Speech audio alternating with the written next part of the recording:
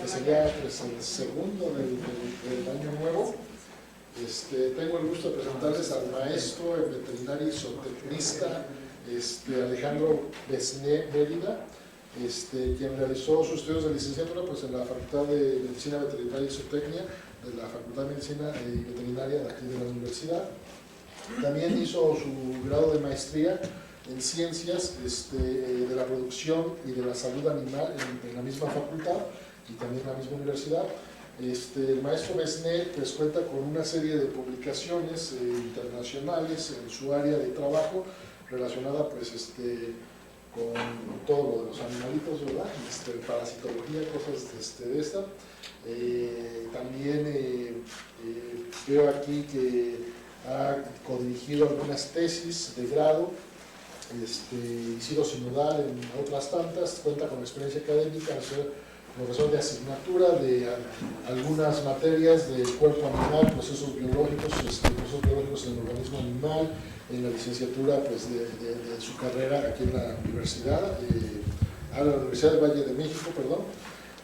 Cuenta también con experiencia técnica, manejando técnicas de diagnóstico parasitológico, ELISA, inmunohistoquímica, inmunofluorescencia y biología molecular, entre otras, y pues cuenta con una amplia participación también en congresos, cursos y diplomados de su especialidad. Entonces, pues le doy la bienvenida al maestro y le agradezco su visita para que nos hable de su trabajo. Muchas gracias. Bueno, pues buenas tardes. Antes que nada, muchas gracias a la doctora Norma por invitarme a esta plática. Voy a tratar de ser más o menos claro, dado que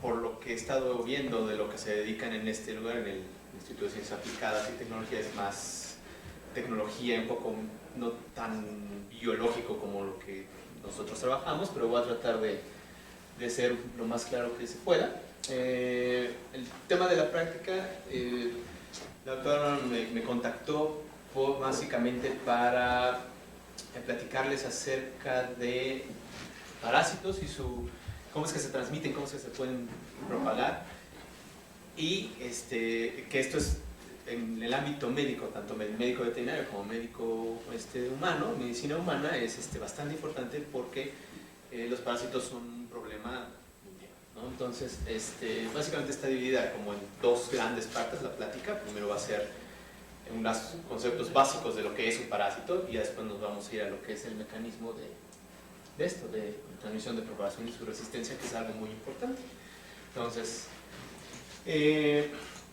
primero, ¿qué es un parásito? Bueno, un parásito es un ser eucarionte que tiene una capacidad de hacer una simbiosis. Una simbiosis es una relación biológica entre dos organismos, no necesariamente del mismo orden o de la misma clasificación taxonómica, pero la diferencia aquí es de que causa un daño a su huésped, ¿no?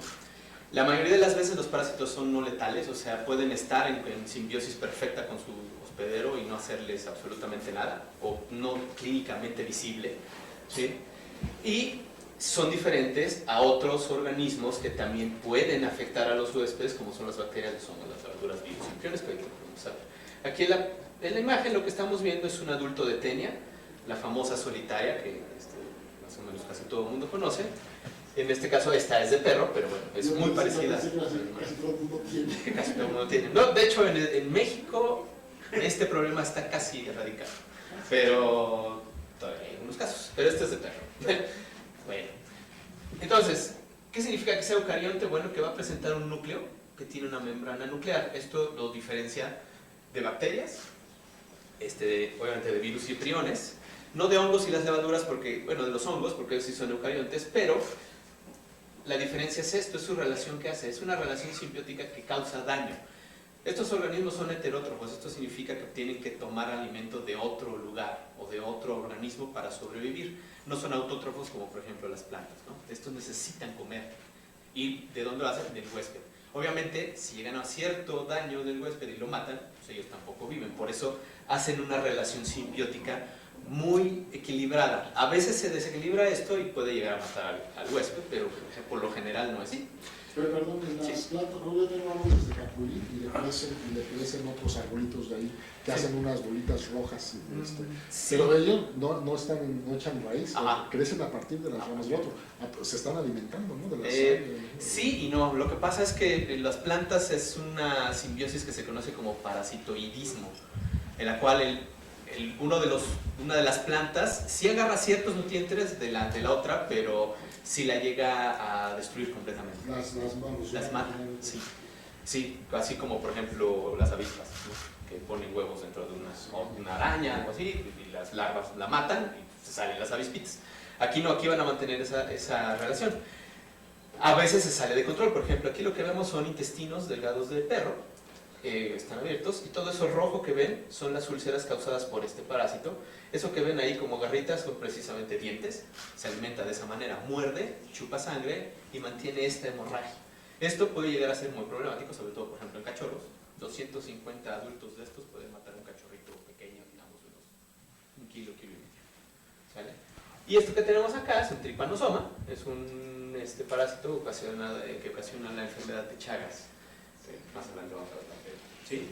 Ahora, ¿por qué no es letal? En este caso los parásitos son no letales. Esto es algo que sí tenemos que mantener muy claro. ¿Sí? La mayoría de las veces puede estar en una relación en la cual no va a causar un daño demasiado grave al paciente. Por ejemplo aquí, este es un perrito y tiene garrapatas. Sin embargo, no lo van a matar. Le van a causar molestia, le van a causar cierta anemia, pero no lo van a matar porque necesitan de su huésped. ¿Sí? Otro ejemplo, por ejemplo, es esto. Esto es una tráquea, ¿sí? De un perro. Estas bolitas que ven aquí, estos se llaman nódulos. Dentro de ellos está un parásito que se llama Osdeus osderi. El perro que tiene esto no murió de eso. Fue un hallazgo en la necropsia. ¿Sí? ¿Por qué? Porque los parásitos mantuvieron una relación tan estrecha y tan equilibrada que no le hicieron nada. Pero obviamente, como en todas las cosas biológicas hay excepciones, esto es un corazón también de perro, y esta tripita que ven aquí es un gusano que crece dentro del corazón del perro. Obviamente esto sí es letal. ¿Por qué? Porque está dentro de un órgano muy importante para la circulación sanguínea y puede estorbar en ese proceso. Pero la mayoría de ellos no matan a su huésped, ¿por qué? Pues no les conviene, porque si no se quedan sin su alimento. ¿Sale? Ahora, ¿por qué estos no se consideran parásitos? Esto es algo como a veces un poco difícil de explicar, porque en algunos libros dicen, es que el hongo parásito o la bacteria se parasita ciertas cosas, o el virus parasita esta célula. Las bacterias, los hongos, las levaduras, los virus y los priones no pueden ser considerados parásitos, primero porque hay algunos que son autótrofos, como los hongos, ¿sí? Otros son heterótrofos, sí, obtienen su alimento, pero la mayoría de ellos no se va a detener en algún momento y va a matar al huésped, ¿sí? La mayoría son mortales. Ahora, si nos vamos a otras clasificaciones, a otro tipo de clasificación taxonómica de por qué no se consideran parásitos, algunos no tienen metabolismo propio, ¿como quién? Como los virus, o incluso como los priones, que son proteínas mal dobladas que pueden causar una enfermedad. No se consideran parásitos precisamente por eso, ¿sí? O son muy simples, ¿como qué? Pues por ejemplo un prión, ¿no? Esto es un prión, es causante de enfermedades, sobre todo neurodegenerativas. El mal más conocido de todos estos es el llamado mal de las vacas locas, ¿sí? Es causado por este prión. Los priones son son proteínas que no se doblaron bien, pero por alguna razón que nadie sabe aún, tienen una acción biológica, y esto es contrario a todo lo que se cree de las bacterias, de las proteínas, perdón, y puede causar una enfermedad. Entonces, estos organismos no se consideran parásitos precisamente por eso. Ahora, ¿sí? ¿Cómo es el balance biológico dado que son seres no pensantes? ¿Cómo saben, cómo se autoorganizan para no destruir algo? No, eso es una pregunta de premio Nobel. Sí. No, son mecanismos. O sea, los mecanismos tienen afinidades. ¿Se autocontrolan en su tamaño? Sí, en su reproducción, en su tamaño, en la manera en la que comen. Tienen cierta capacidad de distinguir hasta dónde pueden hacer daño.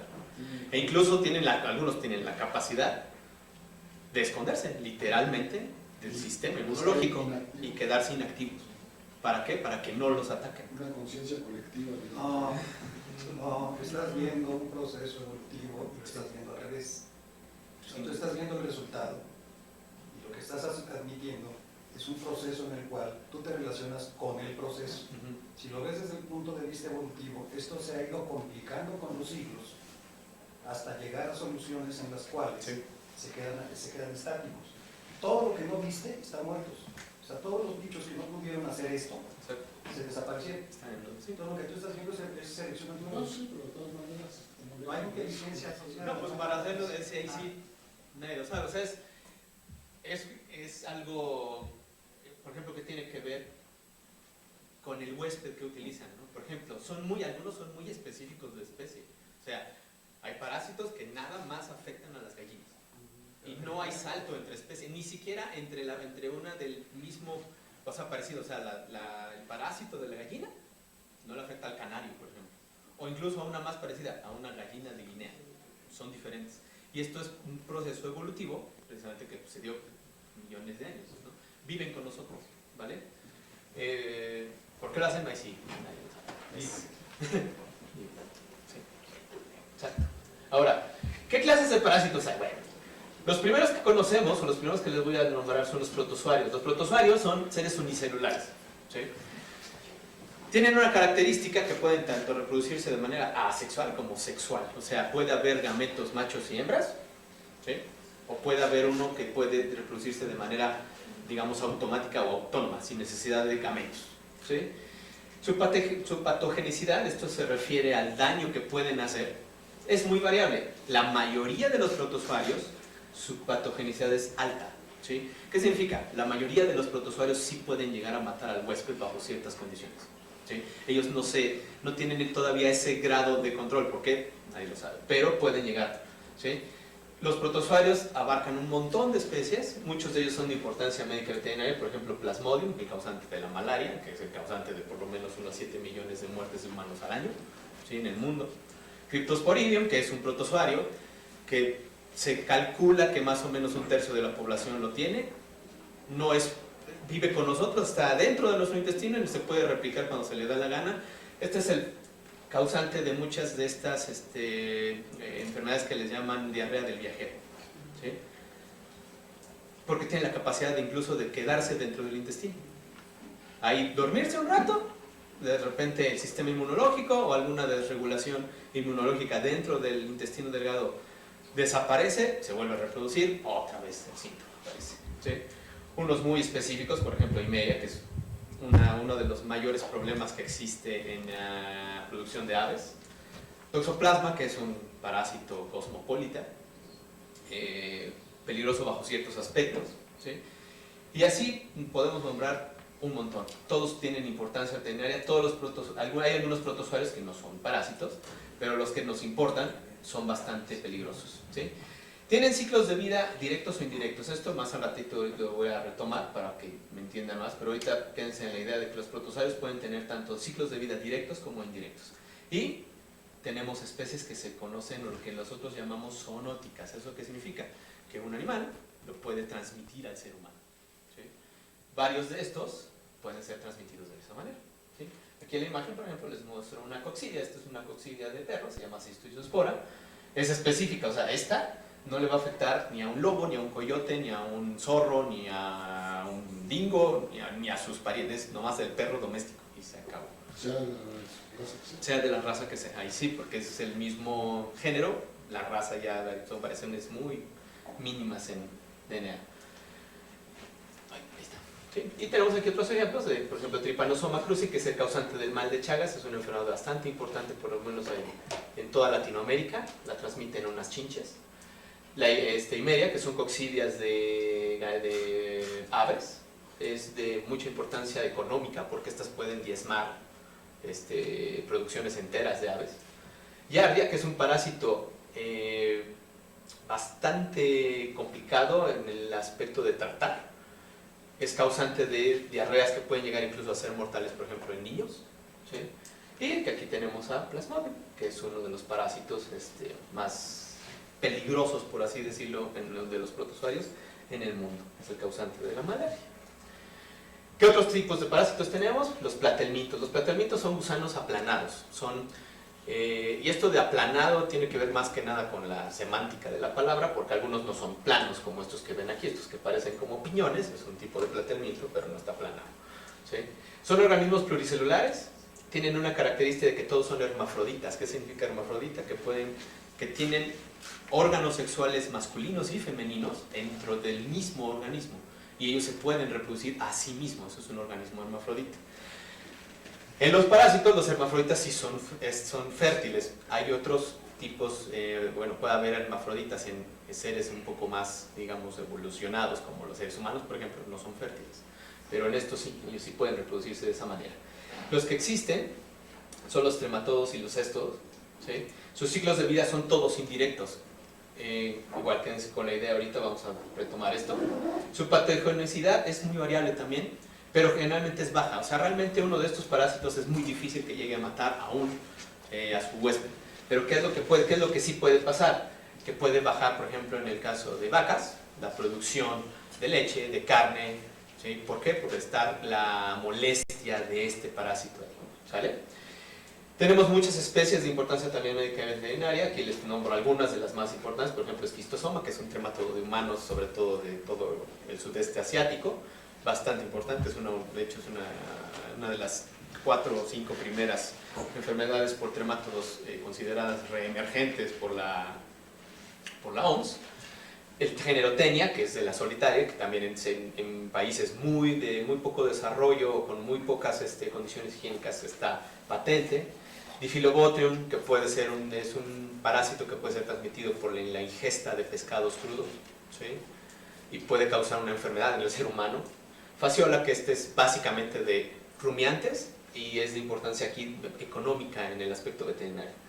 Paragonismos, girodactylos, etc. Sí, hay muchas especies también que pueden causar, bueno, que pertenecen a esta clase. También tenemos organismos que son zoonóticos, ¿sí? O sea, los animales los pueden transmitir al ser humano. Salud. De la imagen tenemos, les digo, estos se llaman paranfistómidos. Estos se encuentran en una estructura que se llama canaladura esofágica de los rumiantes, que es una desviación del esófago hacia el estómago verdadero de los rumiantes para evitar que la leche caiga al rumen y se fermente y cause problemas. Estos parasitan ese conducto que se va directo al estómago. Entonces puede hacer que un cabrito, un corderito, un becerro no crezca lo suficiente, ¿no? Y tenemos que es el cestodo más común de los perros y los gatos, que se llama Dipylidium. Lo transmiten las pulgas.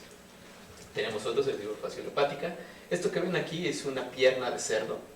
Y estos puntitos rojos que se ven ahí son los cisticercos.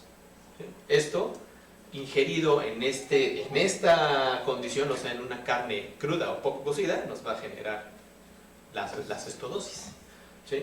Tenemos por ejemplo, que es Echinococcus, causante de una enfermedad muy grave que se llama equinococosis o hidatidosis. Los huevos que produce este céstodo pueden migrar o quedarse enquistados en el hígado, en el cerebro y causar quistes enormes, ¿vale? Y tenemos, por ejemplo, hablando de la producción piscícola, varios tremátodos que son de importancia médica económica, porque pueden también diezmar poblaciones de cultivo de truchas, de cultivo de... ¿Cuál es el origen del anterior que dijiste muy peligroso? ¿De dónde lo obtiene el género? Ah, lo vamos a encontrar dentro del intestino de perros y gatos, o felinos y caninos. Entonces, si las heces, o sea, en las heces del perro y del gato pueden ser liberados los huevos de y si existe una contaminación de algo, de mantos freáticos, de suelo, etcétera, podemos ingerirlo y causar esta hidatidosis. Porque nosotros, o sea, en nuestro organismo, como nosotros no somos perros ni gatos, estos huevos van a migrar a lugares que no deberían de migrar. Y generalmente se van hacia órganos blancos como hígado, ojo, cerebro, y pueden causar quistes demasiado grandes. Muy peligrosos. Luego tenemos los nemátodos. Los nemátodos son los gusanos redondos, son las clásicas lombrices, ¿sí? También son organismos pluricelulares. Aquí, a diferencia de los tremátodos y los cestodos, ya tenemos machos y hembras. Incluso tienen dimorfismo sexual, que significa que podemos distinguir fácilmente el macho de la hembra. En esta foto, este chiquitín que está aquí es el macho. Todas las demás son hembras, ¿sí? Los machos son muy pequeños comparados con las hembras. Realmente los machos, evolutivamente, pues la única función que tienen es reproducción y se acabó. De hecho, hay muchos machos nemátodos que ni siquiera pueden comer, o sea, nomás reproducen y se mueren. Las hembras son las importantes porque son las que propagan la especie. ¿Vale? Tienen reproducción sexual exclusivamente, dado que hay machos y hay hembras, ¿sí? Sus ciclos de vida son directos e indirectos. La patogenesia también aquí sí varía demasiado. Puede ser muy baja, puede ser muy alta, dependiendo de cuál sea, como el ejemplo que les puse en las diapositivas anteriores del gusano del corazón. Ese es totalmente de una patogenesia muy alta. Y puede haber parásitos que no causan absolutamente ningún problema, como por ejemplo este, que es de conejo. ¿Sale? Hay un montón de especies. De aquí, por ejemplo, peligrosos para el ser humano tenemos a Toxocara, a Bailis ascaris y Ancylostoma, que pueden causar problemas oculares, neurológicos y de una migración visceral bastante peligrosa. ¿Sí? Obviamente hay especies zoonóticas. ¿Vale? Tenemos aquí en las fotos algunos ejemplos de ellos. Para Ascaris equorum, que es el gusano, el ascárido clásico de los caballos, pueden llegar a ser muy grandes. Este espécimen mide 35 centímetros, o sea, es un gusano de este tamaño.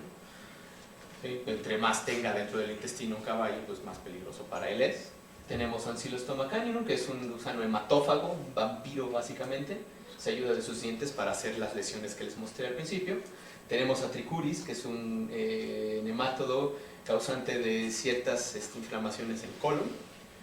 ¿Sí? Y que es de mucha importancia médica veterinaria, que se llama Mongus contortus, puede ser letal, incluso, sobre todo en corderos, ¿sí? En animales muy jóvenes. ¿Vale? Y por último tenemos los artrópodos, son organismos pluricelulares, ¿sí? Son los de importancia médica y médica veterinaria son insectos, y unos que están dentro del orden arácnida, que son los ácaros. También hay machos y hembras, se pueden distinguir cualquiera de los dos. Su reproducción es sexual específicamente, puede haber de ciclos de vida indirectos o indirectos. La patogenicidad varía mucho. Uno de los problemas de estos artrópodos como parásitos es que pueden transmitir a otros parásitos, o pueden transmitir bacterias, o pueden transmitir virus. ¿Sí? Entonces esto puede ser de mucha importancia al momento de ver algunas cuestiones epidemiológicas. ¿Vale?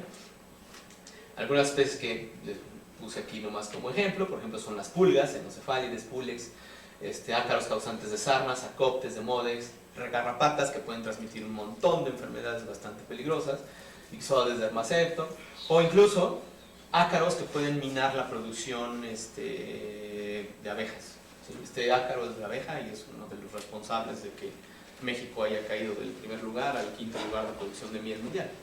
¿Sí? Y por importación de este bicho. También hay zoonóticos. Aquí en la imagen lo que vemos es un estómago de caballo, y estas son larvas de mosca de la especie Gasterophilus que se instalan ahí. ¿Sí? Como les digo, es un parásito temporal, va a estar ahí, crece hasta cierto punto, se va a salir. Irónicamente, este parásito no causa tanto problema en los caballos, aunque está así y hace estos agujeros. Y es una larva como de este tamaño más o menos. ¿Sabes? Y aquí pues hay varios, tenemos a los ácaros de sarnas, arcoptes, tenemos piojos, ¿sí? Se llama Tilus pubis, es la conocida como ladilla. Tenemos las pulgas, las más comunes de los gatos, Enocefalides felis. Los peces también, los organismos acuáticos también tienen artrópodos parásitos, esto se llama Argulus, es como una mantarrayita que se pega a los peces. Demodex, que es un ácaro causante de sarna, es un ácaro que vive en la piel de todos los mamíferos, pero bajo ciertas condiciones de desregulación inmunológica se puede reproducir de manera incontrolable y causar este problema de sarna. Tenemos, por ejemplo, aquí las chinches de las camas, que se consideran parásitos temporales, ¿sí? Son parásitos porque succionan sangre. Una garrapata, en este caso es Rhipicéfalos sanguíneos, y esto es el abdomen de una abeja, y este es el ácaro que les comentaba, Varroa destructor. ¿Sí? Estos ácaros chupan la hemolinfa de la abeja, la matan, pero también matan a la larva y a las ninfas y a todo. Entonces diezman las colonias de abejas. ¿Vale? Ahora, esto de los ciclos directos e indirectos, ¿qué es? Los ciclos biológicos en los parásitos son de la forma en la que pueden desarrollarse o transmitirse. Hay de dos nada más. La manera directa en la cual un huésped 1 tiene el parásito en el lugar que sea, ¿sí? Y va a producir un huevo, una larva, algo que va a ser ingerido por él mismo o por un huésped 2, pero que tiene que ser de su misma especie. Por eso les pongo aquí huésped definitivo. ¿Qué significa un huésped definitivo? Un huésped definitivo es aquel en el cual el parásito cumple todo su ciclo de vida y se reproduce de manera sexual en él, ¿sí? Tenemos muchos ejemplos de ellos, ahorita los vamos a ver, pero esto es el ciclo directo, es de los más simples que hay. Y tenemos la manera indirecta, en la cual tenemos un huésped 1, que es del definitivo, o sea, en él va a cumplir su desarrollo, pero va a haber ciertas fases que van a estar en otros huéspedes, ¿sí? Puede haber un huésped 2 que se llama intermediario. Los huéspedes intermediarios en los parásitos son aquellos en los cuales el parásito no puede reproducirse de manera sexual, ¿sí? De manera asexual puede hacerlo, pero no de manera sexual porque no existe el otro gameto. En estas reproducciones pueden causar daño o pueden propagar la especie. Y puede ser que de un huésped definitivo 1 pase un huésped intermediario y este, al ser ingerido de nuevo por el huésped definitivo 1, se cierra su ciclo biológico. O puede ser, algunos todavía más complicados, ¿sí? Que puede haber un huésped intermediario 2, un huésped intermediario 3 que puede ser ingerido por el huésped 1 o puede ser ingerido por otro huésped u otro, ¿sí? Esta es como la forma más común de transmisión o de propagación de los parásitos, ¿sí? Entonces, como ejemplos, por ejemplo, tenemos esto es un ciclo directo. Este es el protozoario Yardia que les mostraba en las diapositivas anteriores. En este caso les puse un perro, pero en general pero Yardia puede afectar a los humanos, puede afectar a los cerdos, puede afectar a los gatos, un montón de mamíferos, ¿sí? Ellos se reproducen en el intestino, se replican ahí, bajo ciertas condiciones en las cuales ya no va a ser el ambiente propicio para que este parásito se desarrolle bien, forman una fase de resistencia que se llama quiste, vamos a ver eso, que puede ser ingerida por cualquiera de estos dos, ya sea un cachorro o un adulto, en este caso es el mismo huésped definitivo. Ellos lo ingieren, se reproduce, vuelve a continuar, ¿sí? Eso es un ciclo de vida directo, ¿sí? Tenemos por ejemplo aquí también el ciclo estomacano, en el cual un perro tiene los adultos en el intestino delgado, como son nemátodos, en este caso son cilostomas, se reproducen de manera sexual, producen esto que es un huevo, el huevo cambia a una larva, luego vuelve a cambiar a otro estado de larva, y luego la larva 3, la cual puede ser tomada vía oral o vía cutánea, y esto regresa hacia el mismo huésped. Entonces, esto es un ciclo de vida directo porque no hay un huésped distinto al perro, ¿no? En este caso, ¿no? Pero nos podemos complicar todo lo que queramos. Por ejemplo, este es Toxoplasma gondii. Toxoplasma gondii es uno de los ciclos más complejos que hay de los parásitos porque el huésped definitivo es un gato, pero también actúa como intermediario. Tiene fases que pueden estar tanto en el huésped definitivo como en los huéspedes intermediarios. Es uno de los parásitos más exitosos que existe en el mundo porque puede parasitar cualquier cosa que tenga células nucleadas, o sea, básicamente cualquier mamífero o ave en el mundo, ¿sí? Tienen una importancia médica que puede ser transmitido hacia los fetos cuando la hembra está gestante y puede tener la capacidad de quedarse durmiente dentro de los músculos o tejidos en esta forma y cerrar el ciclo cuando este huésped puede ingerir o cuando los intermediarios puedan ingerir, ¿sí? Entonces, los ciclos de vida indirectos se van complicando y esto nos va complicando sobre todo también las fases, lo que es la transmisión, la patogenicidad, etc. Perdón, o sea Sí. que las especies carroñeras, el buitre y la gallina, son las más resistentes a los parásitos y con mejor sistema inmunológico. No. En el caso, por ejemplo, Tragan todo en el caso específico de Toxoplasma, las hienas pueden ser parasitadas, si están bajo una inmunosupresión pueden morir de toxoplasmosis. O sea, su sistema inmune las puede proteger, pero si tienen alguna enfermedad primaria o algo que las está deteniendo el sistema, lo pueden matar. son muy exitosos. Sí, sí, lo que pasa es que ahí ya son más cuestiones fisiológicas, ¿sí? Por ejemplo, el pH del estómago, el pH del intestino. Algunos de estos parásitos no van a sobrevivir, pero sí hay casos de que una hiena se comió un cadáver de un, no sé, un ñu que tenía toxoplasma y murió de eso. ¿Sí? Y les digo, nos podemos complicar todo lo que queramos. Esto es Plasmodium, es el ciclo de vida de Plasmodium. El huésped intermediario, ¿sí? Somos nosotros. O sea, en realidad Plasmodium es una enfermedad del mosco, pero el parásito nos usa a nosotros para propagarse y tener más ejemplares de él mismo. Al volver a picar el mosco, ya se generan los gametos y entonces puede él reproducirlos y volver a picar. ¿sí? Esto es el ciclo de vida del Plasmodium, el cual también es bastante complejo. El problema es que como nosotros lo podemos reproducir de manera asexual, nos puede afectar el hígado, nos puede afectar el vaso, el corazón, etc. ¿sí? Puede pasarse transplacentariamente al feto, ¿sí? Entonces es de bastante importancia. Y nos podemos complicar también todavía más, por ejemplo en el caso de los céstodos no clásicos y los tremátodos, en el cual puede haber varias fases, ¿sí? que pueden afectar a ciertos individuos, que estos al ser ingeridos por otro, le van a desarrollar al adulto. Esto se llama malaria, es un tremátodo. O incluso puede haber, en este caso se llama espirometra, es un céstodo de los gatos. Los huevos que caen al agua pueden ser ingeridos por tienen que ser más bien ingeridos por un huésped primario que es un copépodo, que es un crustáceo microscópico, cuya función evolutiva en el mundo es transmitir todo lo que se les ocurra. Para eso sirven los copépodos, para transmitir todo. Y al ser ingerido por un huésped secundario, desarrolla en ellos la fase larvaria que al ser ingerida por el huésped definitivo, cierra su ciclo. Pero también puede haber huéspedes accidentales, por ejemplo, un mapache o una viborita, ¿sí? que pueden ingerir cualquiera de estas. Entonces los ciclos nos van a complicar la existencia del control y la transmisión de los parásitos. ¿Sí? ¿Por qué? Por esto. Todos los parásitos van a generar fases de resistencia ambiental. ¿Sí?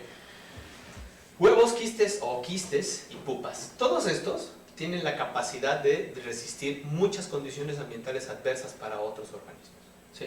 Por ejemplo, aquí vemos en la imagen un huevo de un céstodo que se llamaba Pyrolepis nana. Es un céstodo de las ratas y de los ratones que puede ser transmitido al ser humano. Los huevos de estas especies pueden resistir desecación, alta temperatura, algunos incluso solventes o desinfectantes.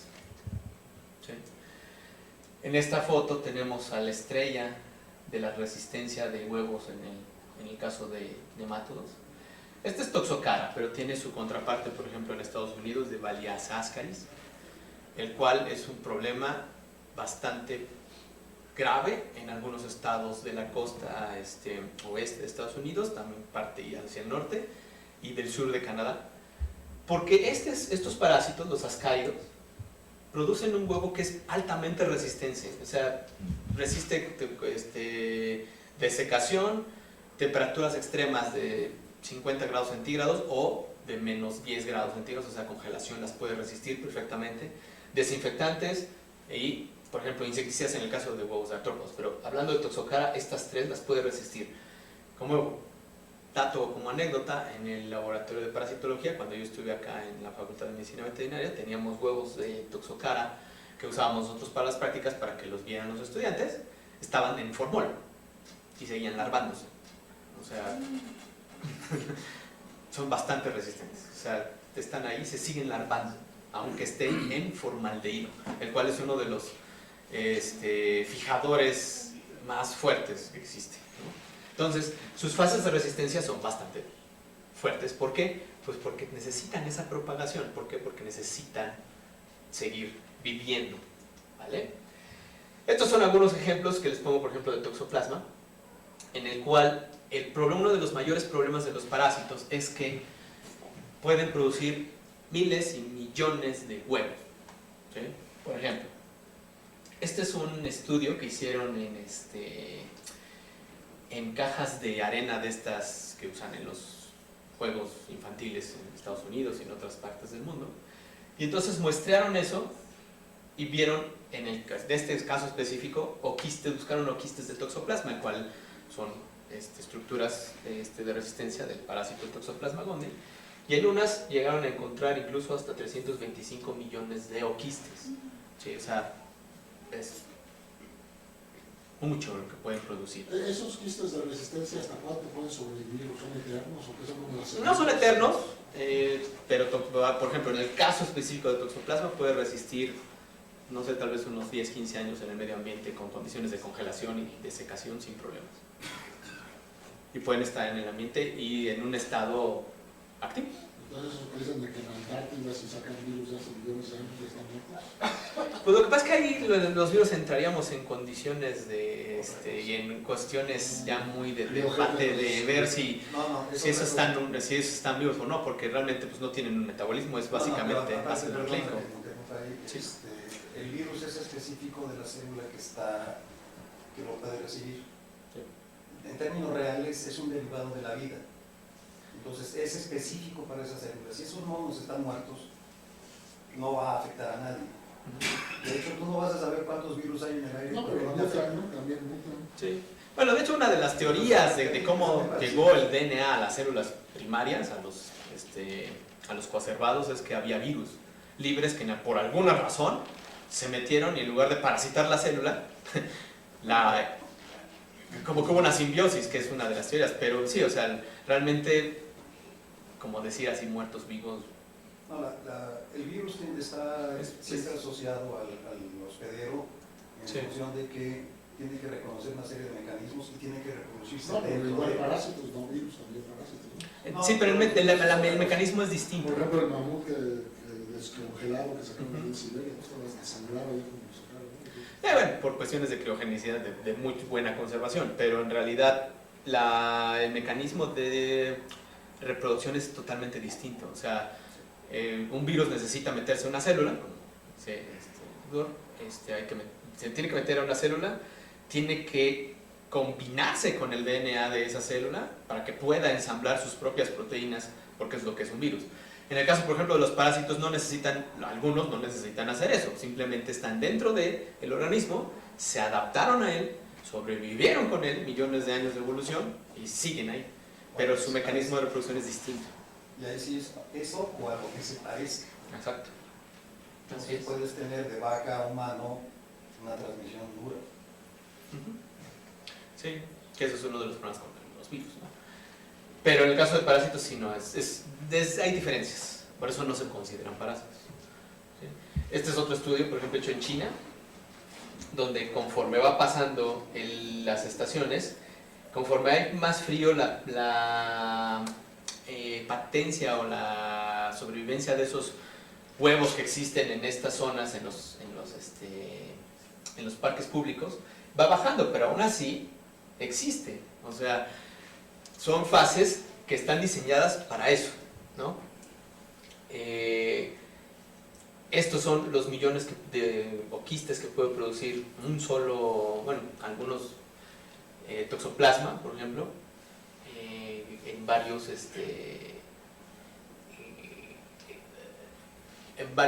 bajo ciertas condiciones. Y entonces estos oquistes o estas formas de resistencia pueden permanecer ahí y la importancia es de que pueden diseminar millones de ellos al mismo tiempo. Entonces, si tenemos un solo animal que tiene un solo parásito hipotéticamente y él puede producir 30 millones, pues tienes 30 millones potenciales de parásitos contaminando. Obviamente no va a haber un solo animal ni un solo parásito, va a haber más y más y entonces todo se vuelve exponencial, ¿no? Ahora, eso no es todo. Al ser mecanismos de transmisión de resistencia, ¿sí?, que generan los mismos parásitos, ellos también pueden servir como medios de transmisión. El aire puede traer suspendido en él huevos de nemátodos, huevos de céstodos o quistes de protozoarios, sobre todo de que la razón por la cual se les dice a los propietarios de perros que recojan las heces es de que si tiene parásitos puede quedarse ahí, se seca, pero como son organismos, son fases de resistencia, pueden elevarse y transmitirse vía aerosol. Por ejemplo, la hepatitis, que si la pasas entre perros y seres humanos, también puede ponerse de manera aeróbica. Sí, así es. Aunque son distintos los virus, pero sí se puede transmitir de forma aeróbica. El de agua, el agua también, vamos, o sea, ahí ya no va a haber desecación. Puede haber temperaturas extremas de congelación o cálidas, pero también pueden transmitirse por eso. La tierra. Hay un grupo de parásitos que se llaman geohelmintos, que son los ascarios, como Toxocara, Parascaris, Ascaris, etc. Se les llama geohelmintos porque necesitan tierra para que puedan sobrevivir un poco más de tiempo. Entonces, ellos pueden también, o sea, el manejo o el ser alguien que trabaja con tierra o en la tierra, un jardinero, o en el caso, por ejemplo, de los niños que trabajan, bueno, que juegan en las cajas de arena, etcétera, puede ser un factor de riesgo para que puedan infectarse. ¿Por qué? Porque es un método, un mecanismo de transmisión de la tierra. Las pupas de ciertos artrópodos también están en la tierra y pueden transmitirse de esa manera, ¿sale? Los alimentos también están contaminados o pueden estar contaminados de estas de fases de resistencia, que estas son resistencias más que nada a cuestiones propias del huésped en el que están. Pero si uno cocina bien los alimentos o los desinfecta bien o los lava bien, entonces no va a haber ese problema. Pero, por ejemplo, aquí les muestro, este es un pescado, es un pez sierra, y si alcanzan a ver estas lombricitas como en espiral, se llaman anisakis. Muchas personas pueden ser afectas a comer pescado crudo, el sushi, etcétera, de esto, y puede traer esto. Este es un nemátodo zoonótico. Y entonces la ingestión de pescado crudo puede ser factor de riesgo para que se transmita este parásito hacia el ser humano. ¿Sí? ¿Y en Japón qué índice hay de eso? Curiosamente en Japón no es tan alto comparado con otros, pero es que ahí también hablamos de cuestiones evolutivas. Los japoneses tienen toda su vida comiendo pescado crudo, entonces tal vez tienen una manera en la cual su sistema inmune se adaptó y puede controlar de cierta manera eso. Pero en otros, cuando sacaron el sushi de Japón a otros lados, por ejemplo en Europa tienen altas incidencias y es considerada una enfermedad de más o menos importancia por la OMS en Europa, ¿no? Porque ellos no estaban adaptados a eso.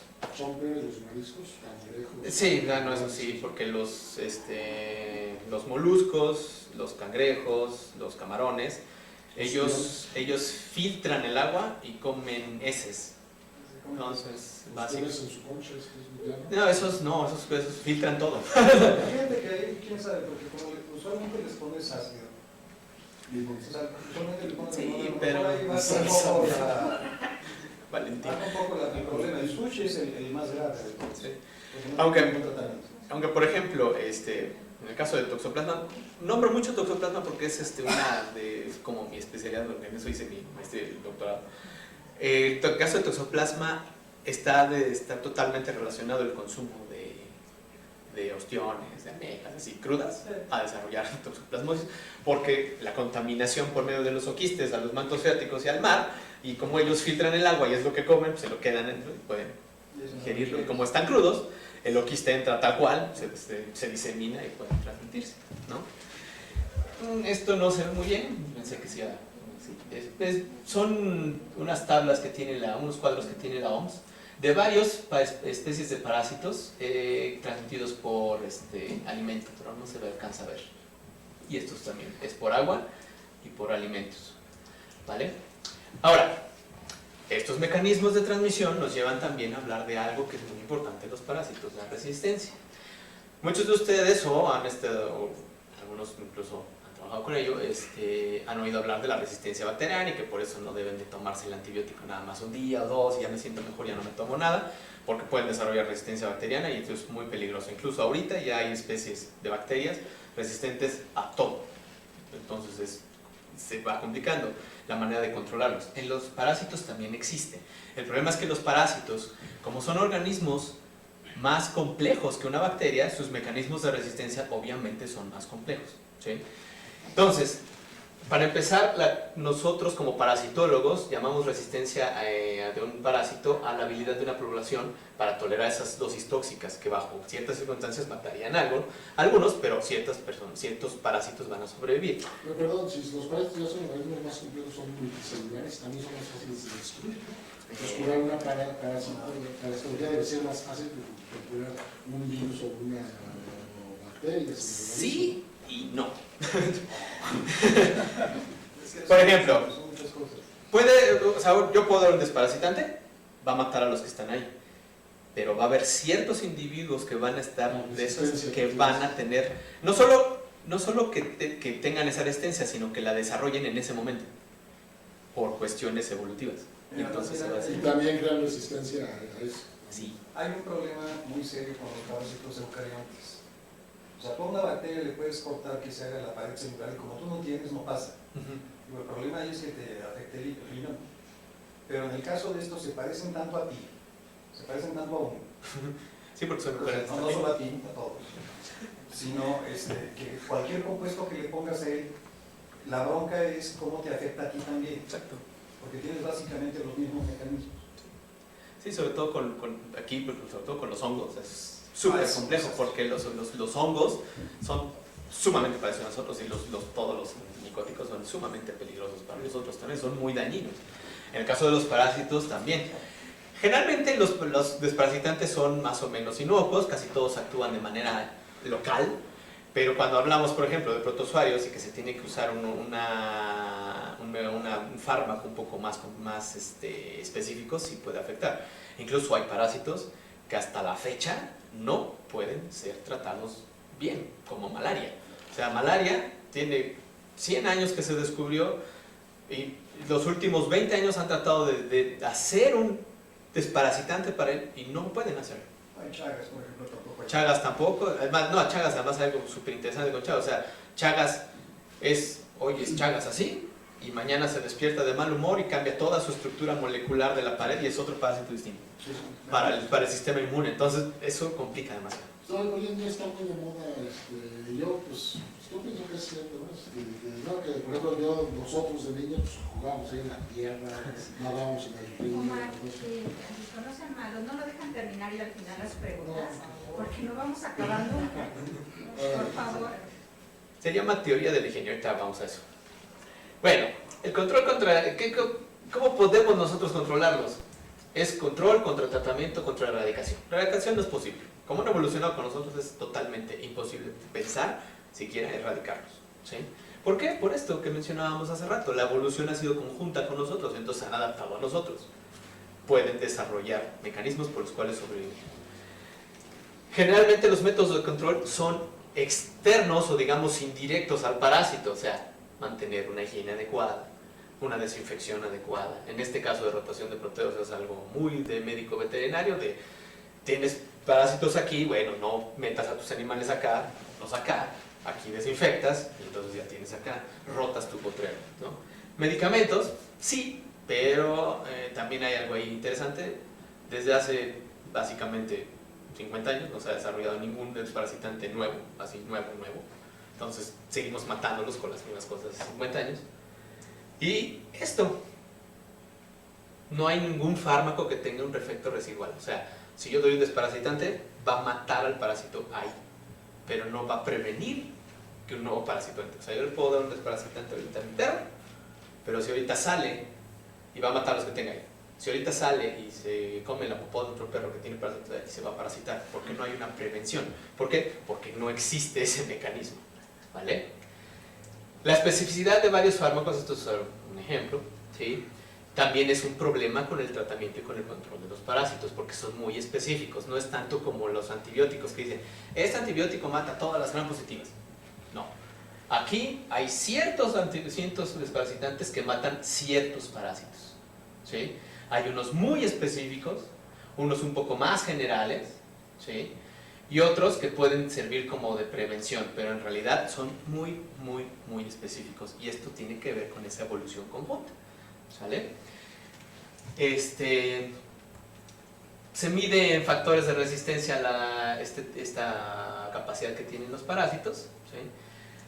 En la cual un factor 2.5 veces, en este caso por ejemplo, de la dosis letal para que se mueran el 100% de unas garrapatas son 100 partes por millón, ¿sí? Si le damos 1000 partes por millón y no se mueren, entonces tenemos un factor 10 como resistencia. ¿Qué significa esto? Un factor a 2 a 5 es, digamos, el estándar de todos los desparasitantes en el cual trabajan. Esto es, necesitas una dosis 5 veces mayor que la que usaste in vitro para matarlos. Cuando empiezan a generar resistencia, pueden llegar a factores de 10. En factores de 10 necesitas 10 veces la dosis in vitro para matarlos. Cuando llegan a factores a 100, es imposible. Esto está pasando ahorita, por ejemplo, con pulgas. Las pulgas ya tienen bastantes fármacos a los cuales son resistentes, entonces no se quitan. Las pulgas pueden ser transmisores de varias enfermedades hacia los perros y también hacia los seres humanos. Pues sí. Ahora, en el aspecto del mecanismo de resistencia también es diferente a las bacterias. porque ellos no solo pueden hacer, o sea, la bacteria genera resistencia contra la penicilina A, y nada más es contra la penicilina A. Tiene que generarse otra especie que pueda generar resistencia contra la penicilina B, por así decirlo, ¿sí? Aquí no. Los parásitos pueden generar una resistencia lateral, que significa no al fármaco, sino a la clase química del fármaco. Entonces, todos los fármacos que tengan la misma estructura química no van a servir. O similar a esa estructura química no van a servir. Cruzada a esa diferente clase química. Esto es lo más peligroso que existe, porque entonces significa que aunque tengas esta clase química que se parece en estos y tienes esta otra, pueden generar cruzamiento, y entonces ni estos te van a servir. Esto lo genera, por ejemplo, mucho los nemátodos de los rumiantes, y es un problema de ganadería bastante serio. Y múltiple, que es el apocalipsis parasitario, en el cual un parásito puede tener resistencia a diferentes medicamentos. ¿Existen? Sí, las garrapatas. Las garrapatas ya pueden generar, o hay poblaciones de garrapatas resistentes a casi todos los grupos de desparasitantes que existen, entonces es imposible controlarlas, ¿sí? Y entonces también el mecanismo es a lo que hace de lo que hacen es a cómo funciona el desparasitante, no al medicamento en sí, ¿sí? Y pueden usar bastantes mecanismos, o sea, metabólicos, fisiológicos, comportamentales, o sea, pueden evitar pasar o estar en el contacto con el medicamento, se pueden esconder, y entonces el medicamento pasa y no los mata, ¿sí? Tienen muchos mecanismos producto de esta evolución, ¿sí? Enzimas, ¿sí? Algunos, por ejemplo, en el caso de Moncus, proteína P, que es una proteína especializada en agarrar al desparasitante, cortarlo y hacerle lo que quiera y no lo va a matar, ¿sí? Insensibilidad del citodiana, por ejemplo, pueden generar fragmentos de tubulina que no le van a hacer daño al desparasitante, ¿sí? Pueden, como por ejemplo tripanosoma, hacer un escudo, ¿sí? En el cual cambia su estructura química o su estructura molecular o su estructura celular, como lo quieran ver, de la pared, y ya no le hace daño a ese desparasitante, ¿sí? Puede haber cambio de comportamiento. Por ejemplo, esto se ve con las pulgas, es bien interesante. Le ponen un collar y la pulga ya no pasa por ahí, se queda acá o se queda acá. ¿Por qué? Porque detecta que aquí se muere, y entonces es un como aprendizaje, ¿sale? Y ese es el problema. Entonces muchos de estos son de los medicamentos que existen, pueden tener esa resistencia. Afortunadamente no es tan común, pero pues existe. Y luego tenemos este otro, que es el fenómeno del refugio, que es que algunos parásitos que no han sido expuestos a ese desparasitante pueden estar en el medio ambiente y obviamente sobrevivir. Esto a nosotros nos conviene porque es un organismo que nunca ha estado en contacto. Entonces, si nosotros, digamos, hacemos que se parasite de ese organismo, podríamos matarlo de cierta manera más fácil. Pero la desventaja es que ocurren parásitos que no son tan específicos de especie y no es tan común, ¿sí? Pero tiene una ventaja, que va a disminuir la aparición de resistencia. Y es simplemente que hay poblaciones de parásitos que nunca han sido expuestos a ese desparasitante y se mantienen vivos, ¿sale? Ahora, esto también es lo que les decía, el efecto residual. Yo puedo desparasitar ahorita a un perro, va a matar a los parásitos que tiene, pero si sale y se contamina con parásitos, pues se va a parasitar de nuevo, porque el efecto residual no existe. Hay unos que pueden durar hasta 30 días, pero realmente no es tan efectivo, ¿sale? Los que pueden tener este cierto efecto son los ectoparasiticidas, o sea, los que matan artrópodos. Y de esto pues hay bastante información en la literatura, hacia diferentes moléculas, como pinatel, por ejemplo, ¿sí? Que es un tipo de tetrahidropirimidina. Esto es lo que les decía, las pulgas ya desarrollaron a dos moléculas muy comunes, que es el fipronil y el imidacloprid, y ya no las matan, ¿sí? El parásito del corazón que les mostraba al principio también ya tiene poblaciones resistentes a ciertos fármacos. Esto nos complica el tratamiento del parásito como tal, ¿sí? Esto también es otra cosa, ¿sí? Los ensambles genéticos que pueden hacer el mismo parásito se puede combinar con otro tipo, y entonces es otro tipo de parásito genéticamente con otra molécula distinta, y ya no le va a hacer el desparasitante, y entonces hay que cambiar a cuál le va a hacer, ¿sí? Dirofilariemitis, que les digo, ¿sí? Esto también, la administración en masa de desparasitación no ha servido tampoco. Esto ya lo ha visto la OMS, y es precisamente por esta cosa, ¿sí? Y bueno, La resistencia en el caso de los geohelmintos pues también es un poco peligrosa, digamos, para los seres humanos, porque ya ha habido poblaciones en las cuales ya no funcionan las mismas moléculas, y para los casos de zoonosis pues puede existir. Y pues creo que es todo. Les agradezco su atención y pues cualquier duda, aquí estoy. Agradecemos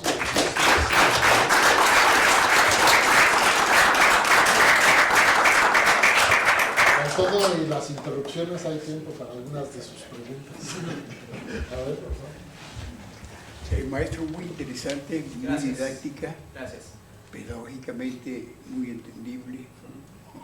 Creo que estos esfuerzos que hace el ahora instituto son un gran referente para solucionar infinidad de problemas, no solo de la ciudad, sino yo siempre que vengo aquí, con mucha frecuencia lo hago, transmito a las áreas de influencia donde yo estoy, en este caso Michoacán, la meseta Tarasca o Purépecha.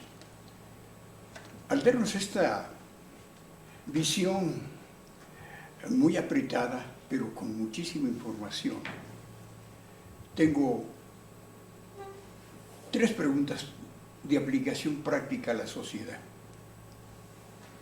Primero, por mi trabajo, yo tuve mucha cercanía con apicultores de la costa chica y grande de Guerrero. Sí. Y logramos hacer una empresa importantísima que le compitió a uno de los gobernadores que controlaba toda la miel del estado.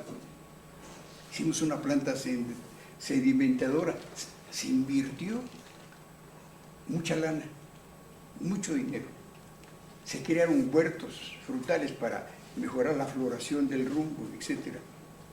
Pero de repente empezó a desaparecer la abeja. Me quedé con esa cuestión de que usted dijo que hay un parásito que merma a este insecto. La otra cuestión, yo vivo muy cerca del Museo de Geología, de Santa Veralia Rivera. Hay un área ahí que le llaman el Parque del Kiosco. Ha proliferado, viendo los planteamientos que nos hacen, tanto la convivencia del ser humano con las mascotas, que es un desorden, es un desastre. Besándolos, abrazándolos, no son cuestiones, comentarios. Yo quiero preguntarle en este caso, de acuerdo a la aplicación que nos dio en su información, si el ser humano es un poco resistente o la mascota la tiene muy bien saludablemente para evitar esta serie de transmisiones que usted nos hizo el favor de decirnos. Este es un problema, pero en realidad no es el cuidado del ser humano con su mascota, sino que los descuidan muchísimo. Claro. Un día dése usted una vuelta por ahí, sábados, domingos, y verá usted, ¿verdad? Sí. Y la convivencia me preocupa, y nosotros tenemos mascota, ¿verdad? Las cuidamos, los vemos, pero ya esto, hay ahí remate de mascotas. Entonces me preocupaba en cuanto a la influencia del proceso de salud, de la transmisión que usted nos hizo el favor de dar. 2 preguntas, si esto es superable, y la resistencia que tienen esta serie de enfermedades en los animales y de posible transmisión a los humanos, impacta. El otro tema, hay muchos programas del gobierno de la Ciudad de México que mandan con altoparlantes, etcétera, dicen, tráiganme para desparasitar su mascota, su gato, su perro y algún otro tipo de mascota que tengan. Estos programas son viables en función de lo que usted nos decía, que el posible límite son 30 días para que se mantenga una mascota libre de esto, porque vuelve al mismo terreno contaminado y esto es, claro, será dinero perdido, serán campañas sin frutos en cuanto al aspecto social de la salud. Bueno, con respecto a lo que me dijo de las abejas, sí, es verdad, ácaro, mina. Fue una combinación del ácaro con un escarabajo que se trajeron de Brasil de manera clandestina, cuando importaban abejas de manera clandestina. Y eso, pues no a propósito, o sea, bueno, la clandestinidad sí, lo hicieron para mejorar, pero en una de esas vino este escarabajo que combina con barrio con mucha producción. La otra es el uso ahora tan excesivo de ciertos insecticidas para control de pulgas, para control de garrapatas, sobre todo de ganadería, mata abejas. De hecho, hay una molécula muy conocida que es el fipronil y el imidacloprid, cualquiera de las dos están relacionadas a muerte de abejas. De hecho, en Europa, la Comunidad Europea ya no usa esos porque han visto una baja en eso. Obviamente todos sabemos si hay disminución de abejas y si las abejas desaparecen, nosotros somos la segunda especie que desapareceríamos. Entonces sí es preocupante en ese aspecto. Pero bueno, vamos, es controlable hasta cierto punto. En el caso de la pregunta de los perros y la interacción, hay algo que es así como una idea preconcebida de que perro igual tiene parásitos, o gato igual tiene parásitos, o animal igual tiene parásitos. Esto es una idea preconcebida más que nada de medicina humana. En realidad no, es bastante poco frecuente, ¿sí? Por lo menos en ambientes urbanos, que exista. En la Facultad de Medicina Veterinaria una vez hicimos un estudio así medio piloto de un intersemestre. A los 30 alumnos de un grupo que tomamos en intersemestre, a cada uno le pedimos 15 muestras que agarraran de la calle o de un parque, por su casa, etc. Entonces tuvimos una gran cantidad de muestras y se las pusimos a ellos a que las trabajaran para ver qué parásitos. Encontramos solamente 2 positivos y con parásitos no tan problemáticos. O sea, sí hay un control. Y como hablábamos también, esto pues es también una forma de resistencia también del organismo que es el huésped, porque llegan a un equilibrio y entonces el parásito está tranquilo, el otro también, y no hay tanta diseminación. El problema es cuando hay desequilibrios, cuando sacamos a los animales de su lugar, por ejemplo, sacamos a los borregos, los estabulamos, ahí ya empieza ese problema, ¿no?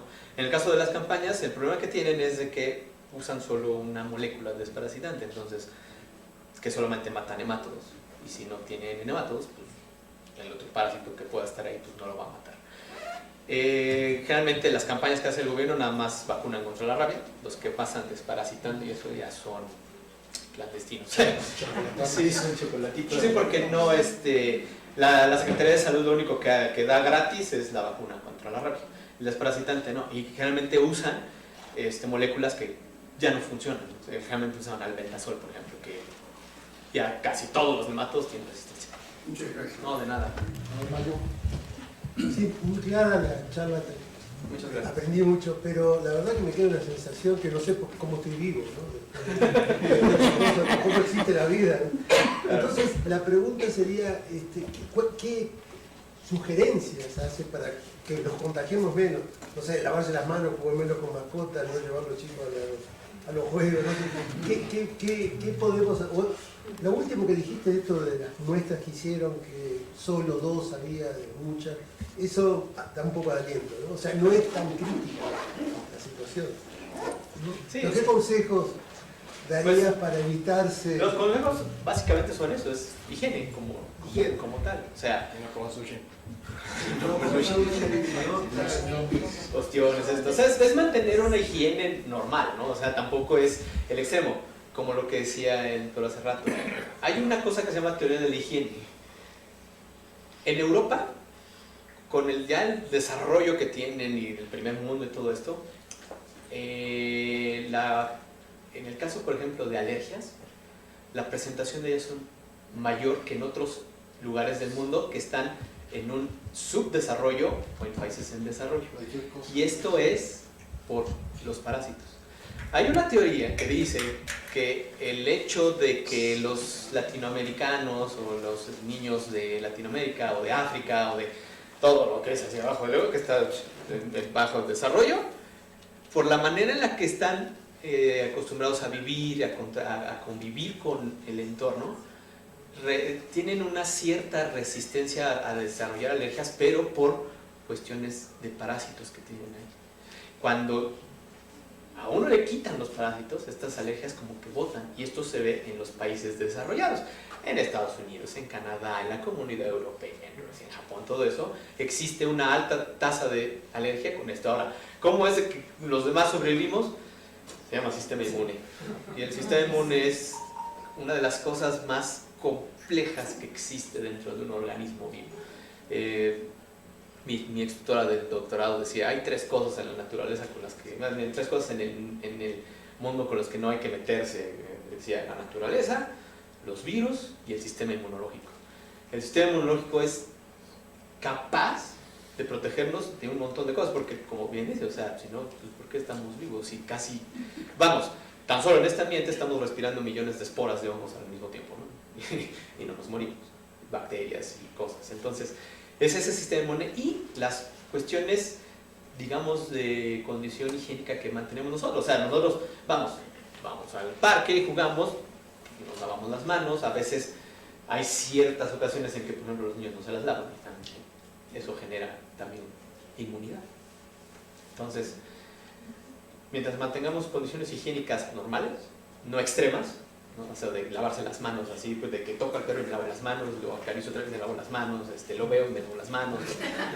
Todo No, es que eso es normal, es al revés, entre más cochino seas, más inmune eres. No, tampoco es tan extremo, pero sí. Sí, o sea, es lo que dicen. En Europa un polvito y puta ya se están muriendo. Entonces, a ver, Dígame. Sí, en el caso de lo que ahora se está conociendo sobre bioinsecticidas, Ajá. por ejemplo, no sé si has escuchado yo un poco ahora sobre tierra de diatomeas para control, por ejemplo, de pulgas, chinches, Sí. Garrapatas y demás, porque lo seca en principio.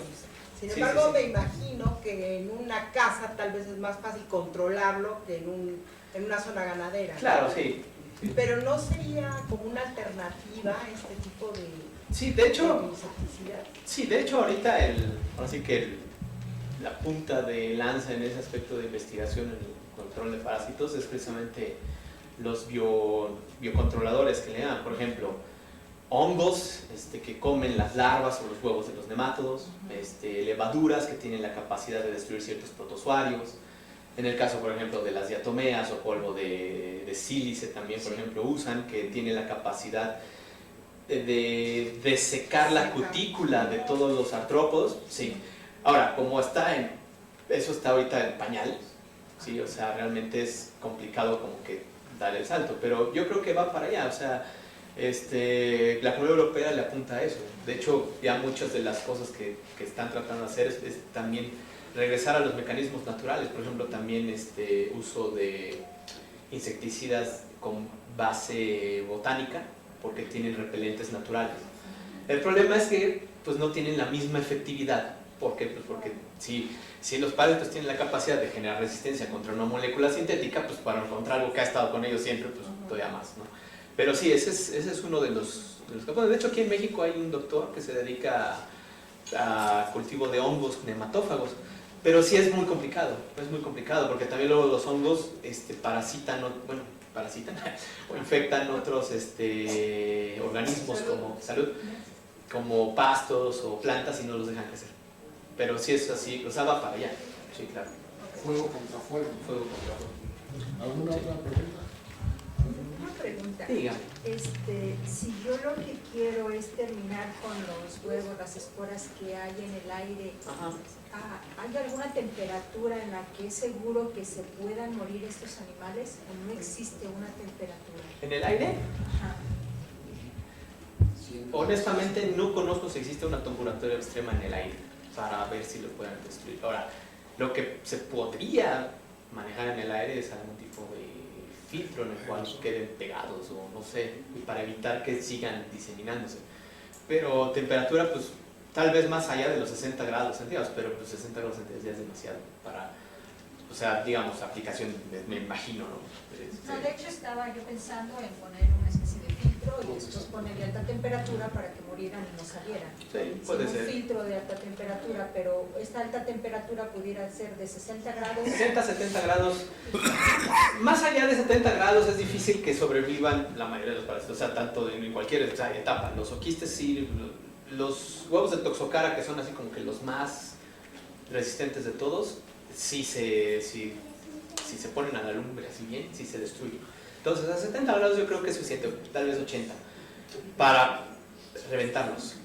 Lo que haría la temperatura es deshidratar y hacer que se pierda la condición osmótica y exploten. Podría ser una de ellas. Los oquistes son menos resistentes de eso. O sea, generalmente, por ejemplo, hervir agua funciona 100 grados, pero en el aire sí, desconozco si existe así una temperatura específica, porque, vamos, en el aspecto de parásitos, el aire es como que una de las cosas que menos nos preocupa. Nos preocupa más el agua y el suelo. Yo creo que sería más fácil filtrar, ¿no? Sí, filtrar y tal vez ponerle así, ahora sí que una trampa terminal. Milipor, una cosa así. Sí, como las... Pero eso existe bien, los hospitales de alta especialidad, ¿sí? Para filtrar, ¿no? Más donde hay gente leucémica y cosas así. El problema es que muchas veces se ha dado que hay contactos. Sí, O sea, aunque existen esos filtros. claro. Entonces debe de haber algo para que los destruya y evitar Y ese evitar eso. recontagio cuando están saturados. Sí, yo me imagino, esto es así totalmente que a 70 grados o un poco más ya se destruyen. Pero le digo, no he visto ese dato, pues, no existe, no que no exista, no sé si no exista, pero yo no lo he visto. Sería cuestión de buscarle, pero dudo que un huevo a más de 70 grados sobreviva. Sí. Queda cocido, ¿no? Sí, porque o sea, por ejemplo, en temperaturas extremas, por ejemplo, de desierto, 50 grados, que es así ya como demasiado calor, se llegan a veces a fracturar. Entonces, sí es, yo creo que más elevado. Y además, ahora sí que en contacto, pues peor para él. ¿Alguna otra pregunta? Yo tengo una pregunta. Sí. Práctica también, mencionaste mucho de la ingesta, de carne de borrego, pero por ejemplo, hoy en día está tomando mucho auge la carnes magras, conejo, por ejemplo, la carne de conejo, y otro tipo de alimento que son los insectos, que también se habla mucho que es del futuro, chapulines, chinicuiles, escamosos, a lo cual yo soy muy fan. ¿Qué nos puedes decir de los parásitos? Ahí es muy sana la carne de conejo, con estos insectos, ¿qué pasa? En el caso del conejo, la carne de conejo En es una de cuanto a lo que las... puedes ingerir ahí, ¿no? Sí, la carne de conejo es una de las más sanas que existen. O sea, su contenido de grasa es muy bajo, su digestibilidad es muy alta. De hecho, en algunos hospitales, por ejemplo el de cardiología, creo que el de enfermedades respiratorias, uno de ellos, si no los dos, del cardiólogo, les dan carne de conejo, porque tiene poca grasa y es de alta digestibilidad. Afortunadamente hay pocos parásitos que se pueden transmitir por carne de conejo, excepto toxoplasma, pero mientras esté bien cocido, no hay problema. La carne de conejo sí sería una alternativa viable.